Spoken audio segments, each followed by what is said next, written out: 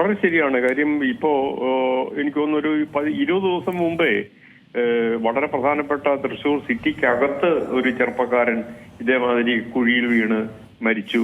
അദ്ദേഹത്തിന്റെ അമ്മയോ മറ്റോ ബൈക്കിന്റെ പിന്നിലിരുന്നു. അവരെ ഗുരുതരമായ പരിക്കോട് ആശുപത്രിയിൽ കയറ്റി. ഈ മുനിസിപ്പൽ കോർപ്പറേഷന് ധാരാളം കാര്യങ്ങൾ ചെയ്യാറുണ്ട്. കാര്യം ഇപ്പോ വെറ്റ് മിക്സ് മെക്കാഡം എന്ന് പറഞ്ഞൊരു സാധനം റെഡിമെയ്ഡ് ആയിട്ട് കിട്ടുന്നുണ്ട്. മഴക്കാലത്ത് പോട്ട് ഹോളിൽ നമ്മൾക്ക് ഒന്ന് ക്ലീൻ ചെയ്ത് അങ്ങ് ഫില്ല് ചെയ്താൽ മാത്രം മതി. അത് നിസ്സാര തുക, ഏകദേശം 2000-2500 രൂപ കൊണ്ട് ഒരു പാച്ച് വർക്ക് ചെയ്യാവുന്ന മെറ്റീരിയൽസ് മാർക്കറ്റിൽ കിട്ടുമ്പോൾ PWD ആയാലും കോർപ്പറേഷൻ ഓഫ് തൃശ്ശൂർ ആയാലും വേറൊരു മരണത്തിന് വേണ്ടി കാത്തു നിൽക്കരുത്. കാര്യം ഇത് വളരെ ശോചനീയമായ ദുഃഖകരമായ ഒരു അവസ്ഥയായിട്ടാണ് ഞാൻ കാണുന്നത്. നമ്മുടെ നാട്ടില് ഈ റോഡ് നന്നാക്കാൻ ആരും തന്നെ ഇല്ല.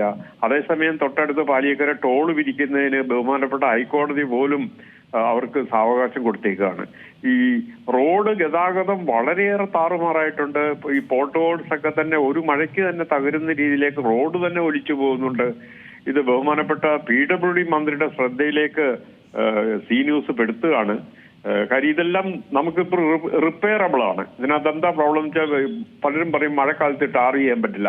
അങ്ങനല്ല, രണ്ട് രീതിയിൽ ഇത്തരം പോട്ട് ഹോൾസ് ഫില്ല് ചെയ്യാം. ഒന്ന്, ഈ പറഞ്ഞ വെറ്റ് മിക്സ് മെക്കാഡം എന്നൊരു മെറ്റീരിയൽ റെഡിമെയ്ഡ് ആയിട്ട് കിട്ടും. അന്നാട്ട് എന്തോ ഒരു പേര് ഇപ്പൊ വാട്സാപ്പിലൊക്കെ അത് കിട്ടുന്നുണ്ട്. രണ്ടാമത്, ഒന്നും പറ്റിയില്ലെങ്കിൽ 350 രൂപ വിലയുള്ള ട്രാഫിക് കോൺ എടുത്തിട്ട് ആ കുഴി വെച്ച് കഴിഞ്ഞാൽ ദൂരെ കൂട്ടി വരുന്ന ആൾക്കാർക്ക് അവിടെ കോണുണ്ടെന്നും അവിടെ കുഴിയുണ്ടെന്നും അറിയാൻ പറ്റും. ഞാൻ ഈ അടുത്ത സമയത്ത് 2 മാസം മുമ്പാണ് തൃശ്ശൂർ പോലീസ് സിറ്റി കമ്മീഷണറെ നേരിട്ട് കണ്ടിട്ട് ഞാൻ പറഞ്ഞു, നിങ്ങൾ 1000 കോൺ മേടിക്കുകയാണെങ്കിൽ അത് എവിടെയൊക്കെ കുഴിയുണ്ടോ ആ കുഴിയിൽ വെച്ച് ഞാൻ നിങ്ങളുടെ റോഡ് സേഫ് ആക്കാം. അങ്ങനെ ഒരു ഓഫർ ഞാൻ കൊടുത്തിരുന്നു. പിന്നെ അതുമേലൊരു വിളിയും ഫോളോ അപ്പും ഒന്നും ഉണ്ടായില്ല. അത് വളരെ ഉത്തരവാദിത്തപ്പെട്ടവർക്ക് യാതൊരു താല്പര്യം ഇല്ലാത്ത ഒരു വിഷയമാണ് ഇത്. അതേപോലെ നാട്ടുകാരും. ഇപ്പൊ നാട്ടുകാർ അവിടെ ആ കുഴിയുടെ അടുത്തിരുന്ന് സത്യാഗ്രഹം ചെയ്തുകൊണ്ട് ട്രാഫിക് ബ്ലോക്ക് ചെയ്തുകൊണ്ടൊരു സൊല്യൂഷൻ ആവില്ല. ഇപ്പോ പല രാഷ്ട്രീയ പാർട്ടിക്കാരും മത്സരിച്ച് അവിടെ റോഡ് ബ്ലോക്ക് ചെയ്യുമ്പോൾ അത്യാവശ്യക്കാരന് റോഡേ പോകാൻ പറ്റാത്തൊരവസ്ഥയുണ്ട്. അത് ചെയ്യരുത്. കാര്യം നിങ്ങൾക്ക് നിങ്ങളുടെ പോക്കറ്റിൽ പൈസ ഉണ്ടെങ്കിൽ നിങ്ങളിപ്പോ നിങ്ങളുടെ ഡ്രസ്സ് ആ ചെളിവെള്ളത്തിൽ കുതിർന്ന് കഴുകാനുള്ള സോപ്പിന്റെ വിലയെ വരുന്നുള്ളൂ, ഒരു ട്രാഫിക് കോൺ. അപ്പൊ അത് വെക്കുക, ആ ഒന്ന് ഫില്ല് ചെയ്യുക. ഇതൊക്കെ നമ്മളും കുറെയൊക്കെ ഏറ്റെടുക്കേണ്ടതായിട്ടുണ്ട്. അങ്ങനെയാണ് നമ്മുടെ നാട് നന്നാകുന്നത്. അതേപോലെ തന്നെ സാർ ഇപ്പോൾ പറഞ്ഞ പോലെ ഈ ആധുനികമായിട്ടുള്ള കാര്യങ്ങളെക്കുറിച്ചൊന്നും ഇവിടെ അപ്ഡേറ്റ് അല്ല എന്നുള്ളൊരു കാര്യമാണ്. ഇതുമായി ബന്ധപ്പെട്ടൊക്കെ മാർക്കറ്റിലൊക്കെ നിരവധി സാധനങ്ങളാണ് ഇങ്ങനെ വന്നുകൊണ്ടിരിക്കുന്നത് ദിവസം. പക്ഷേ ഇതുമായി ബന്ധപ്പെട്ട ഒരു സ്റ്റഡി നടത്തുകയോ അല്ലെങ്കിൽ കൃത്യമായിട്ട് ഇതിന് ഒരു സൊല്യൂഷൻ, ഇങ്ങനെ ഒരു പ്രോഡക്റ്റ് ഉണ്ട്, അങ്ങനെയൊന്നും അറിയത്തില്ല എന്ന് തോന്നുന്നു. അറിയാം, എഞ്ചിനീയേഴ്സിന് അറിയാമല്ലോ. അതായത് ഇപ്പോ നമ്മൾക്ക് ഈ പ്രീ മൺസൂൺ ട്രീറ്റ്മെന്റ് എന്ന് പറഞ്ഞൊരു പദ്ധതി നേരത്തെ PWD ചെയ്തിരുന്നു. അതായത് ഏപ്രിൽ മെയ് മാസത്തില് നമ്മുടെ സംസ്ഥാനത്തെ മുഴുവൻ കുഴികളും അത് ഈ പറഞ്ഞ വെറ്റ് മിക്സ് മെക്കാഡം അല്ലാതെ വേറെ ഹോട്ട് മിക്സ് മെക്കാഡം വെച്ചിട്ട് അത് ഫില്ല് ചെയ്യുമായിരുന്നു. അത് നമ്മൾ വേനൽക്കാലത്ത് ചെയ്യാൻ പറ്റുന്നതാണ് ഹോട്ട് മിക്സ്. അതേസമയം മഴക്കാലം വരുമ്പോഴും പിന്നോട്ട് മാറി നിൽക്കാതെ ഇപ്പൊ അതിനുള്ള മെറ്റീരിയൽസ് പല പല കമ്പനികളും ഡെവലപ്പ് ചെയ്ത് വിൽക്കാൻ വേണ്ടി വെച്ചിട്ടുണ്ട്. അപ്പൊ അത് നമ്മളിപ്പോ ഗൂഗിൾ സെർച്ച് ചെയ്താൽ കിട്ടും. അല്ലെങ്കിൽ എഞ്ചിനീയേഴ്സിന് അതറിയാം, അല്ലെ റോഡ് ബന്ധപ്പെട്ട് ഈ കോൺട്രാക്ടർമാരും അതേപോലെ തന്നെ ഈ തദ്ദേശ സ്വയംഭരണ സ്ഥാപനങ്ങളും അതുപോലെയുള്ള ഇതുമായി ബന്ധപ്പെട്ടൊക്കെ ഉള്ളവരോട് പറയുമ്പോൾ ഒരുപക്ഷെ അവര് ഇതിന് അനുവദിക്കാൻ ഫണ്ടില്ല എന്നൊക്കെ ആയിരിക്കും പറയുക കാരണമായിട്ട്. അല്ല, അങ്ങനൊരു കാരണം പറയാൻ പാടില്ലല്ലോ. ഇത് അവരുടെ ഉത്തരവാദിത്വമല്ലേ. റോഡ് എങ്ങനെ പെർഫെക്റ്റ് ആയിരിക്കണം എന്നുള്ള ഉത്തരവാദിത്വം അത് സെക്ഷനിലെ അസിസ്റ്റന്റ് എഞ്ചിനീയർ മുതൽ സംസ്ഥാനത്തിന്റെ ഏറ്റവും വലിയ ചീഫ് എഞ്ചിനീയർ വരെ ഉദ്യോഗസ്ഥന് അദ്ദേഹത്തെ അതിനുവേണ്ടിയാണ് നിയമിച്ചേക്കുന്നത്. ഇപ്പോഴത്തെ എഞ്ചിനീയേഴ്സ് എന്താ ചെയ്യുന്നത് എനിക്കറിയില്ല. മുൻപ് കാലത്ത് ഞാൻ ഈ പറയുന്ന 10, 15, 20 കൊല്ലം മുമ്പൊക്കെ എങ്ങനെയെന്ന് വെച്ച് കഴിഞ്ഞാൽ ഈ ചീഫ് എഞ്ചിനീയർ എല്ലാ ആഴ്ചയും എഞ്ചിനീയേഴ്സിന്റെ മീറ്റിംഗ് വിളിച്ചു കൂട്ടുമായിരുന്നു. അപ്പൊ അതിനകത്ത് പ്രീ മൺസൂൺ സർവേയും ട്രീറ്റ്മെന്റും ഉണ്ട്. അപ്പൊ ഒരു സർവേ ചെയ്യും. അതത് സെക്ഷനിലെ എഞ്ചിനീയർമാര്, സെക്ഷനിലെ എഞ്ചിനീയറുടെ പേരാണ് AE, അസിസ്റ്റന്റ് എഞ്ചിനീയർ. അദ്ദേഹത്തിന്റെ റീച്ചില്, അദ്ദേഹത്തിന്റെ അധികാര പരിധിയിൽ എവിടെയൊക്കെ കുഴിയുണ്ട് അപ്പൊ അതിന്റെ ലിസ്റ്റ് കൊടുക്കുമ്പോൾ 2 തരം കുഴിയാണ്. വെറും പോട്ട് ഹോൾ ഉണ്ട്, പിന്നെ ഹെവി ആയിട്ടുള്ള ഗർത്തങ്ങളുണ്ട്.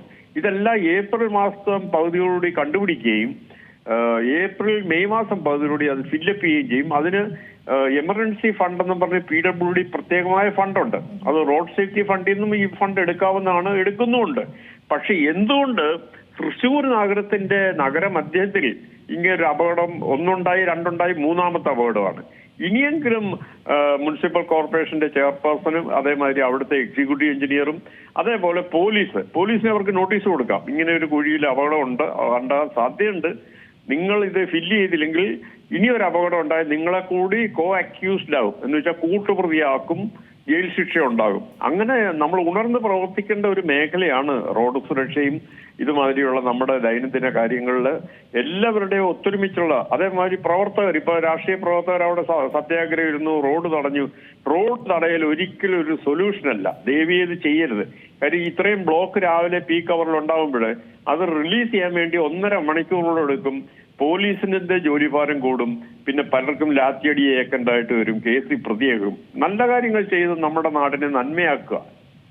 അതുപോലെ തന്നെയാണ് കുണ്ടന്നൂർ പാലത്തിന് താഴെ ഒരു അപകടം നടന്നിരിക്കുന്നത്. രാവിലെ ബസ് സർവീസിന്, അതായത് ആ ദിവസത്തെ ട്രിപ്പിന് വേണ്ടിയുള്ള തയ്യാറെടുപ്പുകളൊക്കെ നടത്തുന്ന വഴിക്കായിരുന്നു ഈ ഒരു അപകടം ഉണ്ടായിരിക്കുന്നത്. ഈ രാവിലത്തെ ഒരു അപകടങ്ങൾ നമുക്കറിയാം, രാവിലെ ഭയങ്കര തിരക്കാണ് റോഡുകളൊക്കെ തന്നെ.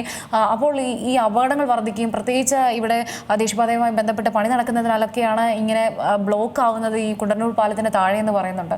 എന്തായിരിക്കും ഈ രാവിലെകളിൽ ചെയ്യാൻ പറ്റുന്ന ഒരു സൊല്യൂഷൻ? അതായത് പ്രൈവറ്റ് ബസ്സുകാരുടെ ഒരു സ്വഭാവം എന്ന് പറയുന്നത്, അവര് യാത്രക്കാരില്ലേലും അവര് ഒരു അഗ്രസീവ് ഡ്രൈവിംഗ് നേച്ചറാണ് ഉള്ളത്. ഇപ്പോ യശസ്വരീനായ ഡ്രൈവർക്ക് വെറും 24 വയസ്സേ പ്രായമുള്ളൂ. അദ്ദേഹം ചേർത്തലക്കാരനാണ്. അദ്ദേഹം കുടുംബം പോറ്റാൻ വേണ്ടി എറണാകുളത്ത് വന്ന് ബസ് ഓടിക്കുകയാണ്. ഒന്നാമത് ഈ ബസ്സിന്റെ ഡിസൈൻ തന്നെ തെറ്റാണ്. അതായത് ഞാൻ മുമ്പൊരു ചർച്ചയിൽ പറഞ്ഞതാണ്, നമ്മുടെ ബസ്സുകളെല്ലാം ഫുൾ ഫോർവേഡ് കൺട്രോളിലാണ്. എന്ന് വെച്ചാൽ ആദ്യത്തെ ഇടി കിട്ടുന്നത് ഡ്രൈവർക്കാർക്കും ആദ്യത്തെ മരണം സംഭവിക്കുന്നത് ഡ്രൈവർക്കായിരിക്കും. കാരണം ഈ ഫുൾ ഫോർവേഡ് കൺട്രോളിന് യാതൊരുവിധ സേഫ്റ്റി കേജുകളില്ല, ക്ലംബിൾ സോൺസ് ഇല്ല. അതേസമയം നമ്മൾ ചില വണ്ടികൾ കണ്ടാവും, അതിന് പറയുന്നത് സെമി ഫോർവേഡ് കൺട്രോൾ എന്നാണ്. ഈ ടാറ്റയുടെയും മറ്റും മുന്നോട്ട് ബോണറ്റ് നിൽക്കുന്ന വണ്ടികൾ, അത്തരം വണ്ടികളുടെ ക്ലംബിൾ സോൺസ് ഈ പുതിയ തരം ന്യൂ ജനറേഷൻ വണ്ടികൾ, Volvo, Scania, Leyland, Mercedes Benz, Tata, എല്ലാ വണ്ടിക്കും പിടിപ്പിക്കാവുന്നതാണ്. കാര്യം അത് ഞാൻ പറഞ്ഞല്ലോ, 95-98 കാലത്ത് ഫ്രണ്ടില് ഒരു സ്റ്റീലിന്റെ സോളിഡ് ആയിട്ടുള്ള ഒരു ബാർ ഉണ്ടായിരുന്നു. അത് സത്യം പറഞ്ഞാൽ ഒരു ക്ലംബിൾ സോണാണ്. എതിരെ വരുന്ന വണ്ടി ഇടിച്ചാൽ തന്നെയും ഡ്രൈവർക്ക് പരിക്ക് പറ്റാത്ത രീതിയിലാണ് അത് ബോഡി ചെയ്തെടുക്കുന്നത്. ഇപ്പൊ വെയിറ്റ് റെഡ്യൂസ് ചെയ്യാൻ വേണ്ടി വാഹന നിർമ്മാതാക്കൾ തന്നെ ഈ ഇത്തരം വെയിറ്റ് ഉള്ള സാധനങ്ങൾ എടുത്തു മാറ്റുകയും ബസിന്റെ മുതലാളിമാർ ഇതിനെപ്പറ്റി ശ്രദ്ധിക്കാതിരിക്കുകയും അവരുടെ അജ്ഞത മുതലെടുക്കുകയും ചെയ്യുകയാണ് ചെയ്യുന്നത്. കാര്യം ഇതിനൊക്കെ ക്രംബിൾ സോൺ വേണം. ക്രംബിൾ സോൺ വെച്ചാൽ എതിരെ വരുന്ന വണ്ടി, എസ്പെഷ്യലി നമ്മുടെ 2 ലൈൻ ട്രാഫിക്കില്, 4 വരി പാതയിൽ സംഭവിക്കാറില്ല. 2 ലൈൻ ട്രാഫിക്കിൽ ഹെഡ് ഓൺ കൊളീഷനാണ് സാധ്യത കൂടുതൽ. ഇപ്പൊ ഈ അടുത്ത കാലത്തായിട്ട് നമ്മൾ ഒരുപാട് ബസ് അപകടങ്ങൾ കണ്ടു. KSRTC ബസ്സുകൾ തമ്മിൽ കൂട്ടിയിടിക്കുമ്പോഴും ആദ്യം ഡ്രൈവർക്ക് പരിക്കേൽക്കുകയും ചിലപ്പോൾ അദ്ദേഹത്തെ വെട്ടിപ്പൊളിച്ചെടുക്കേണ്ട ഉത്തരവാദിത്വമൊക്കെ ഫയർ ആൻഡ് സേഫ്റ്റിക്ക് വരുന്നുണ്ട്. അതിന്റെ ഡിസൈൻ ഫ്ലോ ആണ് ഞാൻ എടുത്തു കാണിക്കുന്നത്. ബസ് ബോഡി ചെയ്യുമ്പോൾ ഈ ഫ്രണ്ടില്, അതായത് ക്ലച്ച്, ബ്രേക്ക്, അങ്ങനെയുള്ള കൺട്രോൾ സിസ്റ്റത്തിന് മുന്നിലായിട്ട് ആ ഡ്രൈവർക്ക് ഇഞ്ചുറി ഉണ്ടാക്കാത്ത രീതിയിലൊക്കെ ഉള്ള ക്രംബിൾ സോൺസ് പിടിപ്പിക്കണം. അതൊരു ഷോർട്ടേജ് ആണെങ്കിൽ ബഹുമാനപ്പെട്ട transport commissioner society of Indian automobile മാനുഫാക്ചേഴ്സിന് ഈ ഒരു ആക്സിന്റെ ബേസിൽ ഒരു കേസ് സ്റ്റഡി നടത്തി അതിന്റെ റിപ്പോർട്ട് സമർപ്പിക്കാവുന്നതാണ്. ഞാൻ ചെയ്തിട്ടുണ്ട്.